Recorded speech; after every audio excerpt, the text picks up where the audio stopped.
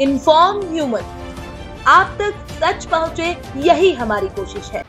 नमस्कार, inform human digital media company में आप सभी दर्शकों का बहुत बहुत स्वागत और अभिनंदन है। आज हम देवास के प्रतिष्ठित शिक्षा प्रतिष्ठान शिखर कोचिंग इंस्टीट्यूट के डायरेक्टर श्री विशाल पांचाल जी से रूबरू होंगे और हम शिक्षा जगत की विभिन्न समस्याओं और उसके निदान कैसे किया जाए, किस तरह से विद्यार्थियों को उनके लक्ष्य की तरफ मोटिवेट किया जाए, इस संबंध में श्री विशाल पांचाल जी से बात करेंगे और वो इन सभी समस्याओं पर प्रकाश डालेंगे। तो विशाल जी नमस्कार। नमस्कार। हम आज आपसे ये जानना चाहते हैं कि आज शिक्षा का समाज में बहुत बड़ा महत्व है और इसका योगदान भी है। तो आपने जो शिखर इंस्टीट्यूट को जिस उद्देश्य को लेकर के आगे बढ़ रहे हैं, आपका मुख्य ध्येय क्या है? जी विद्यार्थियों को किस तरह से आप मोटिवेट करते हैं? बिल्कुल सर, मैं बताना चाहूँगा सभी को कि जब शिक्षा की बात आती है तो यकीन माने कि मतलब पूरा भविष्य जो होता है वो हम जो मानते हैं कि शिक्षा पे निर्धारित होता है, वो शिक्षा किसी भी प्रकार की हो सकती है ना। और तो हम जैसे इंस्टीट्यूशन की बात करते हैं, बच्चा फर्स्ट क्लास से लेकर हाई क्लासेस तक जब आगे बढ़ता है तो उन सभी के बीच में जब मैं भी अपने यहाँ पढ़ रहा था, मैंने देवास से अपनी शिक्षा ग्रहण की है, तो एक सबसे बड़ा जो परेशानी थी या जो मैंने देखा उस चीज को नोटिस किया, किताबी ज्ञान के अलावा किताबों में जो छुपा हुआ ज्ञान है वो हमें बच्चों को जरूर देना चाहिए। क्योंकि शायद किसी अच्छे व्यक्ति ने बहुत अच्छी बात कही है कि अच्छी किताबें और अच्छे व्यक्ति जल्दी समझ में नहीं आते। तो इसलिए मैं चाहता हूं कि वो बच्चों को उस किताब के बारे में जो भी वो पढ़ रहे हैं, जो भी उनका सिलेबस डिजाइन किया गया है हायर एजुकेशन की तरफ से, वो सिलेबस उनका वो तो है, वो एग्जाम में पढ़ के भी जाके पढ़ेंगे, लेकिन उस टॉपिक के बारे में उनको रेगुलर लाइफ में क्या चीजें होती हैं, क्या उन्हें समझना चाहिए, कितने डीप तक हमें जाना चाहिए उनके बारे में, वो सब चीजें मैं देना चाहता हूँ उसी उद्देश्य को लेकर। लेकिन अगर कहें तो एक गुणवत्ता वाली शिक्षा जो होती है बच्चों को मिलना चाहिए, वो देने का प्रयास हमारा। हम मुख्य बिंदु पर ये आना चाहते हैं कि जब गुणवत्ता की बात होती है तो जनरली कोचिंग इंस्टीट्यूट में जो पैटर्नल एजुकेशन होता है कि किस तरह के क्वेश्चन आते हैं और किस तरह से बच्चों को रटा दिया जाए, लेकिन जीवन में जब गुणवत्ता की बात आएगी तो बच्चों को प्राप्त की गई शिक्षा को अपने जीवन में कैसे उतारें, इसके बारे में भी आप कुछ उनको निर्देशित करते हैं? बिल्कुल सर, मतलब हम लोग उनको रेगुलरली, मतलब हम लोग सबसे पहले जब हम पढ़ाना स्टार्ट करते हैं तो मेन उद्देश्य ही वही है हमारा कि आपकी रेगुलर लाइफ में इस टॉपिक का कहाँ जाकर इंपॉर्टेंस है, इस टॉपिक का कहाँ जाकर इंपॉर्टेंस है और आप कहाँ इसको देखते हैं। बहुत छोटी छोटी चीजें होती है जहाँ शायद हम लोग रेगुलर लाइफ में होती है, उसके पीछे के बेसिक रीजंस नहीं पता होते हैं, तो वो सब हम लोग उन्हें बताते हैं और बहुत ज्यादा डीप में बताते हैं। और उसका पहला रीजन, सबसे खास बात ये होता है, बच्चा किसी भी तरह का हो, क्योंकि सारे बच्चे एक जैसे नहीं होते, कोई बहुत ज्यादा शार्प होते हैं, थोड़े से कोई स्लो होते हैं, वो टेक्निकल ज्यादा होते हैं, है ना, सबके अपनी अपनी खूबियां रहती है। लेकिन वो बच्चा, सभी तरह के बच्चे बहुत ही ध्यान से बिना किसी हेजिटेशन के सुनते और समझते हैं, क्योंकि वो उन्हें वाकई में वो जो चाहते हैं बच्चे टेक्निकली सीखना, डीप में जाके सीखना, वो हम सिखाते हैं। अच्छा, आजकल ये देखा जाता है कि बच्चों में शॉर्टकट ज्ञान प्राप्त करने का एक ट्रेंड जैसा चल पड़ा है, और जबकि ये परम सत्य है कि there is no shortcut of the success. हाँ, सफलता का कोई शॉर्टकट नहीं होता है। तो इस बारे में आप बच्चों को किस तरह से मोटिवेट करते हैं? ठीक है, इसमें क्या होता है सर, हम लोग यहाँ पे जो बात करते हैं उसके लिए शॉर्टकट की जब आपने बात की है, तो पहले हमारा पूरा ध्यान रहता है कि हम इसको पूरे लंबा रास्ता दिखाएं, जो सही तरीका है, कहाँ से हुआ है, कैसे हुआ है, वो सही तरीका हम दिखाते हैं, ज्ञान की ओरिजिन से लेकर के उसके। हाँ, एक छोटी सी एग्जांपल की बात बताता हूँ। अगर आप सब बच्चों ने सभी ने सुना है, जैसे 10th क्लास में एक फॉर्मूला होता है श्रीधराचार्य जी का, है ना। अब हम लोग कई सालों से पढ़ते आ रहे हैं कि श्रीधराचार्य जी ने फॉर्मूला दिया है हमें कुछ क्वेश्चन सॉल्व करना है, हमें ये कुछ मेथड है, ये मेथड नहीं करके श्रीधराचार्य जी भी यूज कर सकते हैं, जिसे फॉर्मूला मेथड कहते हैं, श्रीधराचार्य फॉर्मूला भी कह सकते हो। लेकिन वो श्रीधराचार्य जी ने फॉर्मूला कैसे लेकर आए थे, हम क्लास में वो भी बताते हैं बच्चों को। ओरिजिन कहाँ से हुआ है, तो उन्हें मोटिवेशन भी मिलता है यार हम लोग भी कुछ नया कर सकते हैं, किसी भी फॉर्म में किसी भी जगह पर जाकर हम लोग इस क्वेश्चन को सॉल्व कर सकते हैं।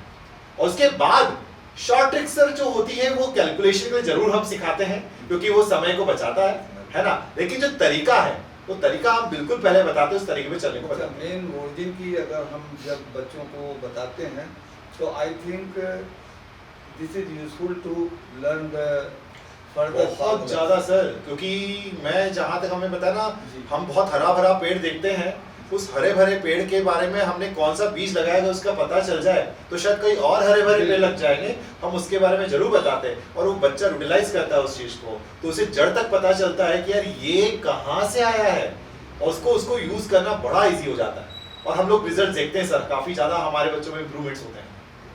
और मैं चाहता हूँ कि देवास के सभी बच्चों को सीखना चाहिए ऐसा।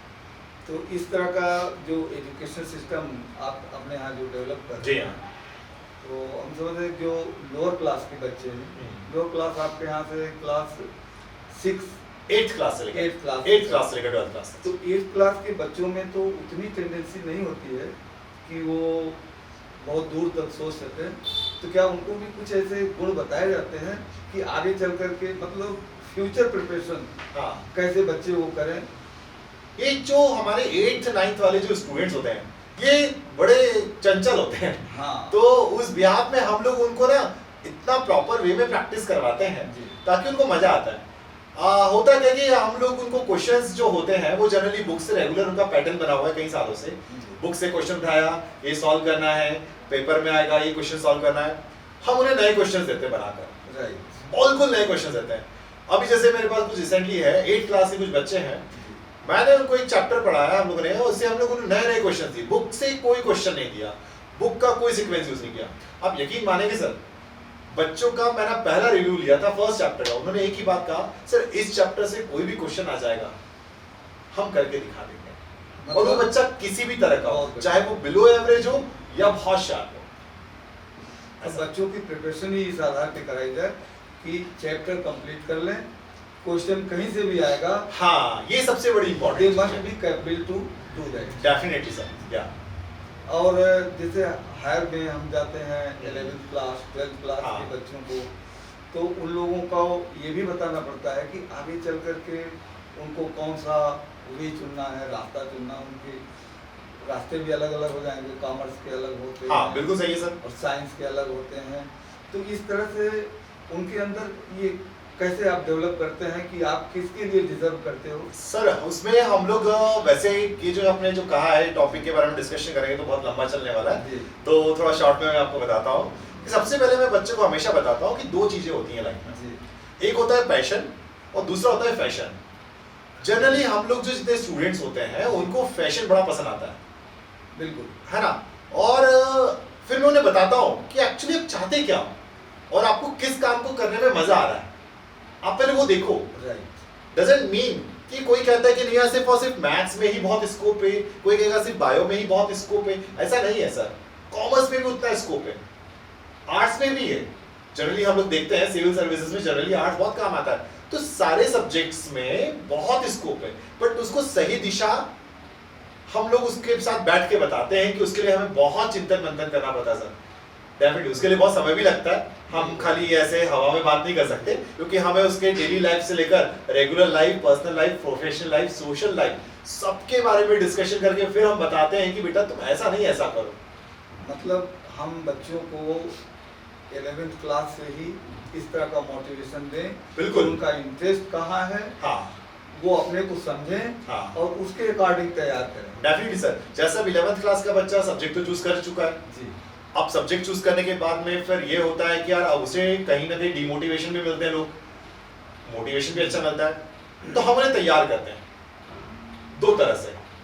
हम उन्हें जैसे अगर सब्जेक्ट की बात करते हैं तो हम उन्हें तैयार करते हैं एक लॉन्ग पाथ पे भी और एक शॉर्ट पाथ पे भी, राइट, क्योंकि कंपटीशन के एग्जाम्स जो होते हैं वो बड़े शॉर्ट ट्रिक्स पे बेस्ड होते हैं। मतलब डेफिनेटली आप ये कहेंगे कि मतलब वो अर्जुन वाली किस्सा हो जाएगा कि आपको पेड़ पे बैठी हुई चिड़िया की आंख पहचानना है ना, क्योंकि वहां सब कुछ एक जैसा ही दिखता है। तो वहां तक जाकर हम बच्चों को पढ़ाते हैं, वहां तक जाकर समझाते हैं, और बच्चा इतना कैपेबल होता है कि जिसका जवाब नहीं सर। और डेफिनेटली वो सिर्फ और सिर्फ कहीं नहीं, हमारे तो है ही सही, लेकिन बच्चा भी हमारे साथ मेहनत जरूर करता है। उसको सब्जेक्टिव और ऑब्जेक्टिव दोनों पे बैलेंस बनाकर हम काम शुरू करवाते हैं। आज के कॉम्पिटिटिव में एग्जाम्स में हमने देखा है जी कि there must be thorough knowledge of the subject हाँ टू द स्टूडेंट। डेफिनेटली अगर सब्जेक्ट पर उसकी पकड़ नहीं है तो क्वेश्चन इस तरह के पूछे जाते हैं कि पढ़े होने के बावजूद भी बच्चा स्लिप कर जाता नहीं है। कर पाता है, बिल्कुल डेफिनेटली सर, क्योंकि सीधी सी बात है सर, आज बच्चा थ्योरी पढ़ रहा है, हमने आपको क्वेश्चन आंसर्स लिखवाए, हमने आंसर्स की प्रैक्टिस करवाई, सब करवाया। अब ऑब्जेक्टिव क्वेश्चंस में वो पूछा जाता है जो उसके अंदर छुपा हुआ है, राइट, जो उस पे बेस्ड है, या शायद हो सकता है कि उससे थोड़ा दूर जाकर कनेक्ट हुआ है, ऐसे क्वेश्चंस पूछे जाते हैं। तो हम उन्हें एक पर्टिकुलर एरिया के जो हमारे टॉपिक्स होते हैं, हम उसका सर्कमस्टेंस और बढ़ा देते, एरिया और बढ़ा देते, और वहां तक जाकर हम उन्हें बताते हैं। तो वो बच्चा उस टॉपिक से आसपास जाकर जितना भी फील्ड कवर होता है, एरिया कवर होता है, वो सारे क्वेश्चंस के आंसर देने के लिए कैपेबल होता है, सब्जेक्टिव और ऑब्जेक्टिव दोनों में से। अच्छा, एक चीज हम और जानना चाहेंगे, जी जैसे सर। अभी स्कूलों में जो हमारी शिक्षा प्रणाली है, जी हाँ, ये कुछ एक दायरे में रह करके पैटर्नल हो गई है कि परंपरागत तरीके से क्वेश्चन आंसर उसमें से पूछे जाते हैं, तो बच्चे क्या है एक उसी परिधि में बन जाते हैं। बट जब वो कॉम्पिटिटिव फील्ड में उतरते हैं हाँ, तो वो पाते हैं कि ये तो बहुत थोड़ा पढ़ा हमने, ये बहुत थोड़ा एग्जाम पास करने के लिए पढ़ा। जी अब उनको एक बृहद नॉलेज की जरूरत है। सही है, पर सिर्फ बच्चों के डेजिग्नेशन और मतलब जो बच्चों के प्लेटफॉर्म से वो अलग अलग है ना। अब बच्चा जिस जगह जाना चाहता है उसको उसके हिसाब से मेहनत करना हमें सिखाना पड़ेगा, और डेफिनेटली उससे सबसे ज्यादा जरूरी है कि बच्चों को ये भी बताएं हम कि बेटा समय देना सीखो।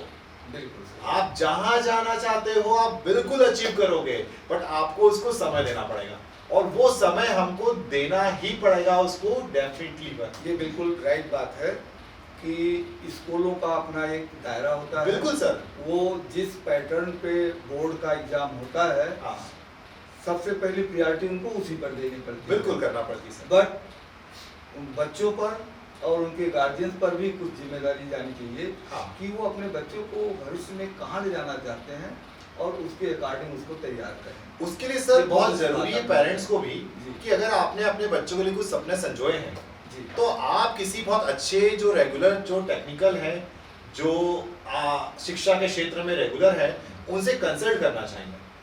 वो आपको सही मार्गदर्शन देंगे, जैसे हम अपने पेरेंट्स को बिल्कुल सही मार्गदर्शन देते हैं। मेरे पास बहुत सारे पेरेंट्स आते हैं जैसे कि यार सर मेरे बच्चों को मुझे नीट क्वालिफाई करवाना है। मैं कहता हूँ नहीं करवाओ इसको, ये बच्चा दूसरी फील्ड में जाएगा, इसको आप 12 घंटे पढ़ा नहीं सकते, लेकिन हाँ अगर आप इसको 10 घंटे कोई और टेक्निकल काम करवाओगे, ये बच्चा मन लगा के करेगा। हम उसकी स्थिति और मनोस्थिति परिस्थिति सब जाने, उसके बाद उस बच्चे पे डाले कि बेटा तुम ये करो। तो उसके लिए पेरेंट्स को भी बहुत ज्यादा सजग होने की जरूरत है। और वो फिर वही बात आ गई कि अगर वो पेरेंट्स को पता चल रहा है कि नहीं यार हमें ये बच्चा इस प्लेटफॉर्म पे लेके जाना है, तो उसको समय देना शुरू कर देते हैं। बिल्कुल देना चाहिए जी। तो आज हमारी शिक्षा की इस चर्चा में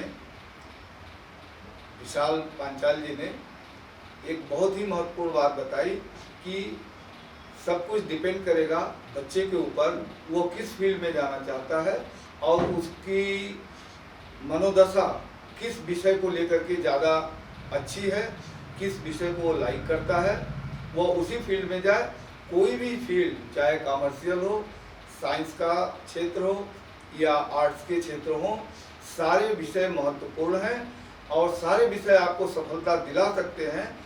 जिस विषय में आपको ज़्यादा से ज़्यादा इंटरेस्ट है, आप उस विषय को गहनतापूर्वक अध्ययन करें और अपने मार्ग को उसी रास्ते से चुनें। कोई भी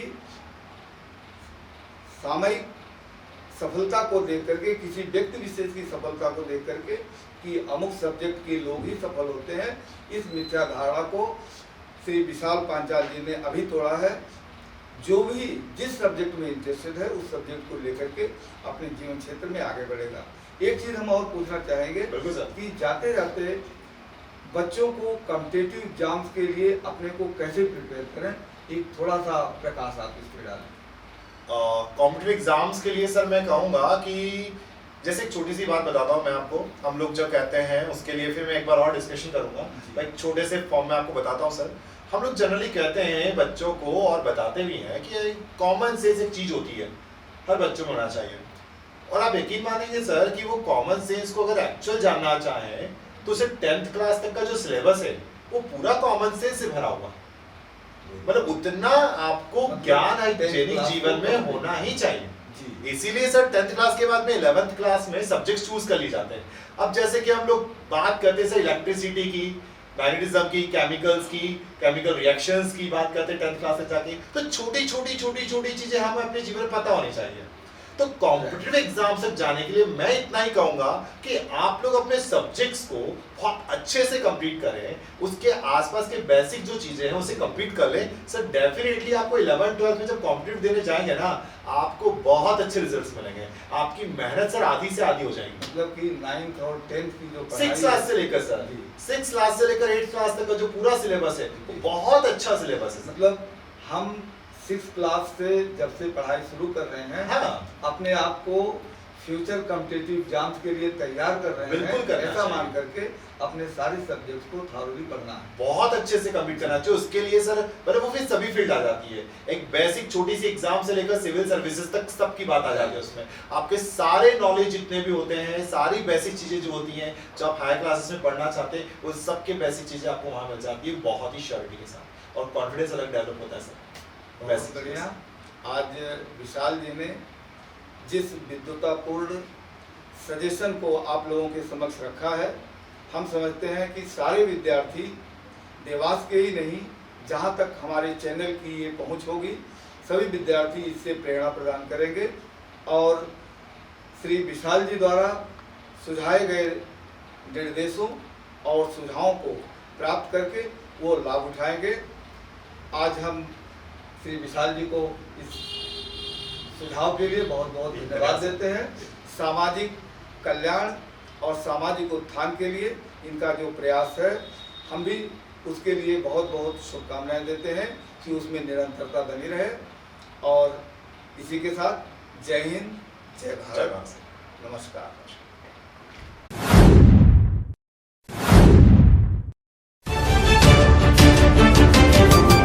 इन्फॉर्म ह्यूमन, आप तक सच पहुंचे, यही हमारी कोशिश है।